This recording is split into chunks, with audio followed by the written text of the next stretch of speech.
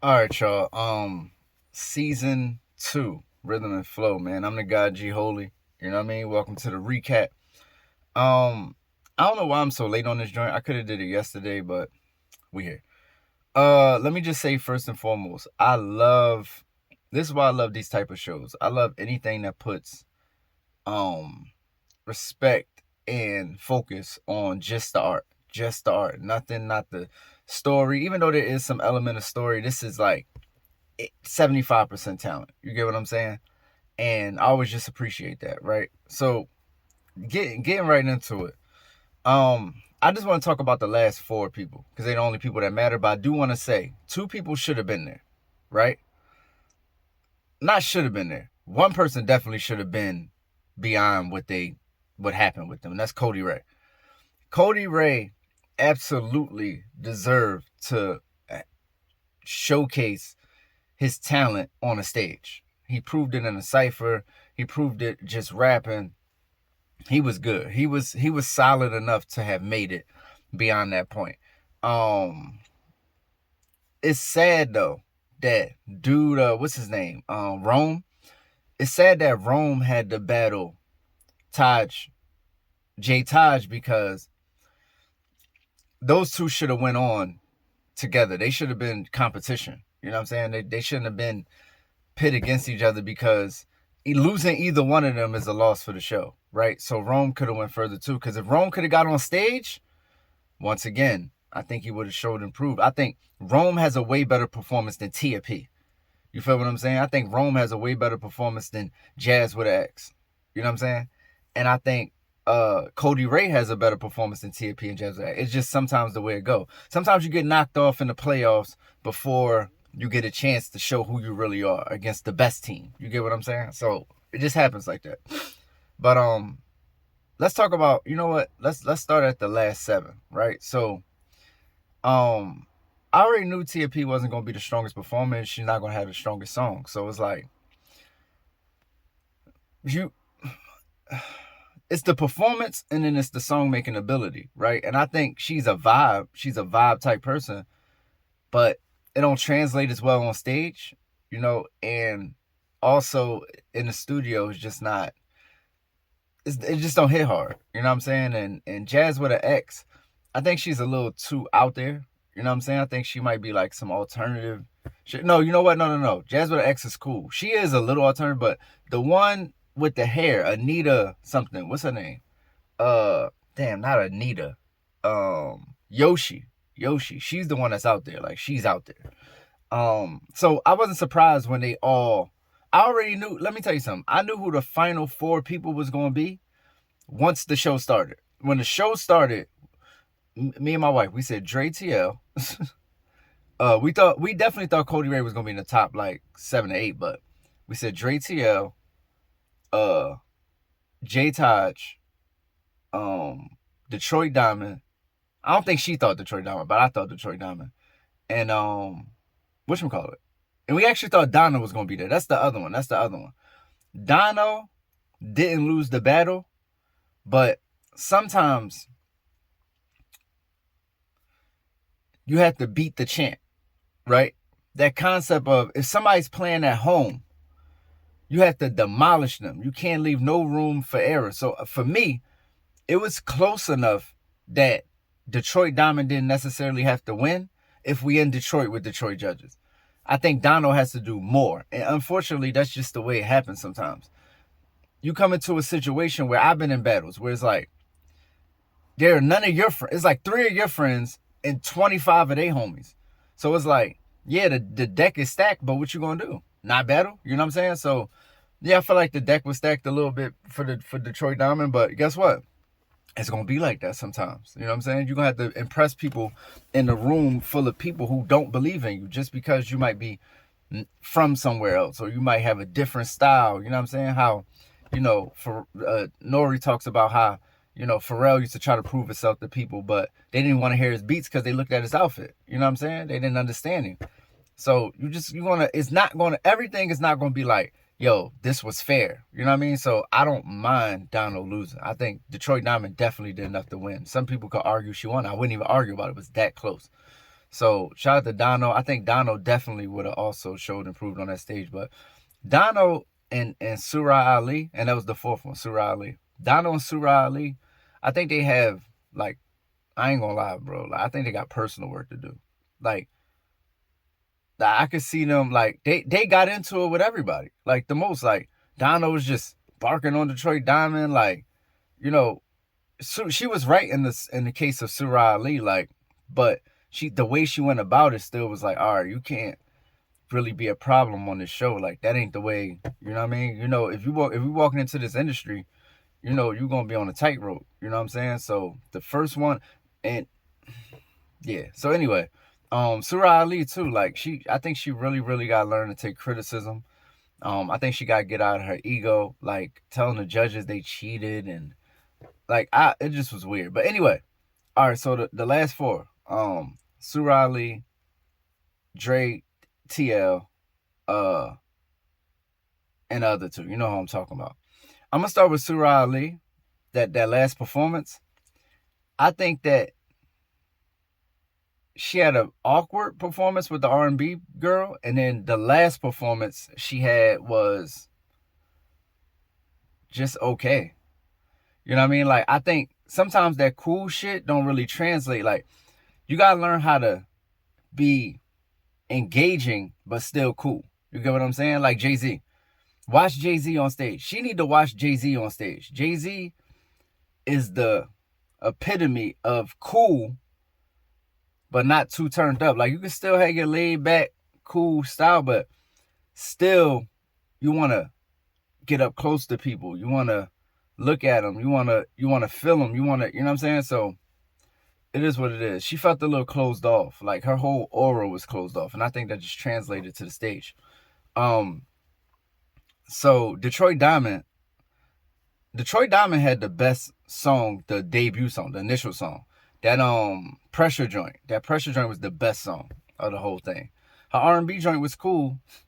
And then when she did the last performance,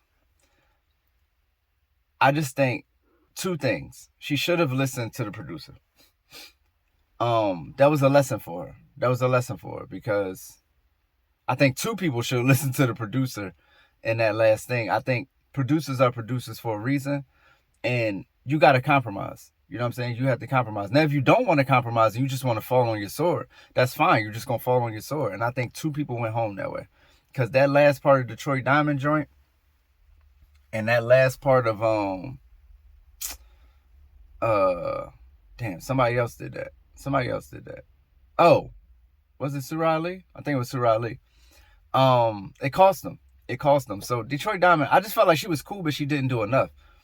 Detroit Diamond herself, though, as a rapper, she sounds the best in the studio. She sounds the best out of everybody in the studio. Everybody on the whole show, she sounds the best when she go in the studio. It's just her performance, her voice. She hasn't figured out how to translate that voice and swag to, like, the stage. So that's her thing. Between DreTL and J Taj, I think there was 1A and 1B the entire time. I think there was 1A and 1B the whole time. So it was interesting that, like, DreTL killed that R&B joint. He ended up pulling it off. And his first performance was shaky, but you could still see it. In the second performance, I felt like he did him. I don't think he did enough to beat J Taj, though. Here's what I'm getting to. I think J Taj had a Grammy-like performance. It didn't feel like I was watching Rhythm and Flow no more. It felt like I was watching the Grammys, like Latto said, right? And he's a visionary. And everything went well. Everything went off without a hitch. And it was perfect. But DreTL, from the beginning, why I called him, he has something that nobody has. And that's, he's just a flat-out star. He's just a star of a person. See, that's what I'm saying. This is the difference between, like, back in the day and now. Now you can, like, social media your way into people thinking you're a star. But it used to be that motherfucker's walking down the street like Crisscross, like how JD found Crisscross. Yo, who are these little niggas? Just stars. They just got it. DreTL from the rip just had it. He had it. You want to see more from him. He's very interesting, and he's very much has star quality. So for me, I feel like even though he didn't beat J Taj on a technical level, and I like that they have a song out right now with both of them on it. That's dope as shit. That's really dope. I love their little brotherhood they found on the show. It's fire because DreTL needs somebody like J Taj. J Taj is just super refined and super polished. And he can help DreTL really, really show his star. You know what I'm saying? Instead of just having it, he could project it. You feel what I'm saying? And I'm glad they got that. But J Taj, even though he got robbed technically, I think it worked out better for both of them because I don't think DreTL is where J Taj is. And I think J Taj benefited the most from the show. So at the end of the day, J Taj got well over $250,000 coming. J Taj has a fan base. J Taj has, I checked his little The Homies joint on Instagram. He has 3,800 members. He has 3,800 solid super fans. 3,800 niggas times 10. You feel what I'm saying? You sell a single tape to all of them for $10. He's going to make way more than, you know what I'm saying? And then you go tour and you do like these, 300, 500, you do a 10-city joint with like 300 to 500 people in there. Come on. The money is already there for J Taj. I think DreTL needed the money more. So I think it worked out exactly the way it was supposed to happen because DreTL is going to need to use that to fund his career. I think J Taj used the show to fund his career. I think he used the show in the greatest way you could use it. Coming already in as something, nobody has to doubt anything about you, and just continually reinforcing that, improving that over and over every time they see you. J Taj made a career out of the show. I don't think DreTL did that. So I'm happy DreTL got the money, and I'm happy J Taj, because that would even promote people to the people who was going to support him more, actually. You know what I'm saying? Because it's like, damn, homie, you got robbed. That's a better story than you won, actually, in his particular case. So, yeah, I think everything worked out the way it's supposed to. I think the judges, I think Latto is super real. I think Ludacris is the perfect, A judge. And I think Khaled doing the color commentary, he's perfect. So whoever set up the judges this year, it was even better. It's just that I don't think the show was as big because it wasn't as big of a rollout as last time. It just was out. Also, none of those people's stars compare to Cardi B right now. It don't. You know what I'm saying? Like Cardi B has a different type of star in 2024 than Latto and whatchamacallit. Unless they could have centered it around Khaled, actually. If Khaled was the centerpiece, it would have been a little bit more engaging for people. But I mean, it is what it is. They did their thing, and I'd rather have a quality show than a show that's like, just has great, numbers. Like this was a good show. This season, I can't say it was better than the first season. You know what I didn't like? I didn't like that they kept showing us them on stage and then flashing back. I want to see the process that leads up to the stage. Don't show us them I need more of the grit. I need more of the groundwork in the show. Like I need to see them putting in the work. I just felt like they kept skipping over the work and just showing, you know what I'm saying? Like give us a 1 minute montage of the work and then show us a 4-minute performance. Like I don't like that. Me personally, I want to see, a 4-minute performance. I want to see the 10 minutes that goes into that 4-minute performance because it's always the work. The work is being done when nobody's not looking. When you see Kobe Bryant shooting a jump shot, he shot that shot 1 million times in the gym before you see him shoot it when there's 30,000 people watching him do it. You get what I'm saying? So I like the before. And if I was directing it, that's the way I would have done it. But I'll be directing some shit soon. Don't even worry about it. I'll give it to y'all. But it was a very entertaining season. I liked it. I want to see Rhythm and Flow season 3.